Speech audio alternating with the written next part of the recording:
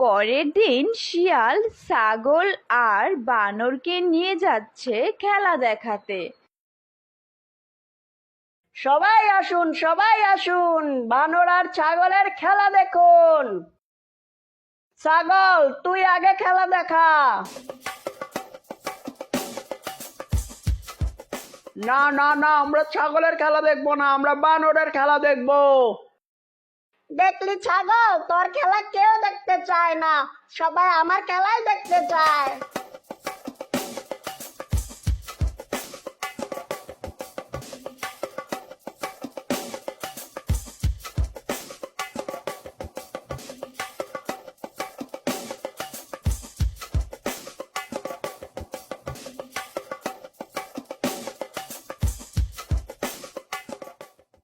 আজ ভালোই লাভ হলো। আর ছাগল, তোকে আর কাল থেকে আনবো না, তোর খেলা কেউ দেখতে চায় না। শিয়ালের কথা শুনে ছাগলের মন খারাপ হয়ে যায়। কিরে ছাগল, বুঝলি তো তোর দাম বেশি নাকি আমার দাম বেশি? কাল থেকে আর কি করবি, বাসায় বসে বসে জাবর কাটিস। দাঁড়া চান্দু, তুই ঘুমা, তারপর তোকে আমি মজা দেখাবো। রাতে সবাই ঘুমিয়ে পড়ে। এখন মনে হয় সবাই ঘুমাচ্ছে, এই সুযোগে কাজটা সেরে ফেলি।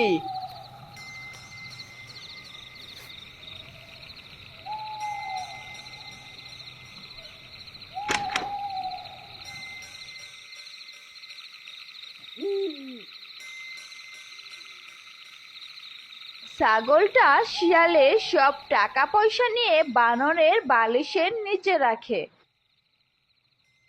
সকালে শিয়াল ঘুম থেকে উঠে দেখে আলমারি খোলা, আর এখানে একটা পয়সাও নেই। এই, কে আমার টাকা চুরি করেছিস? এক্ষুনি সবাই আমার সামনে আয়। কোথায় গেলি তোরা? এক্ষুনি আয় বলছি।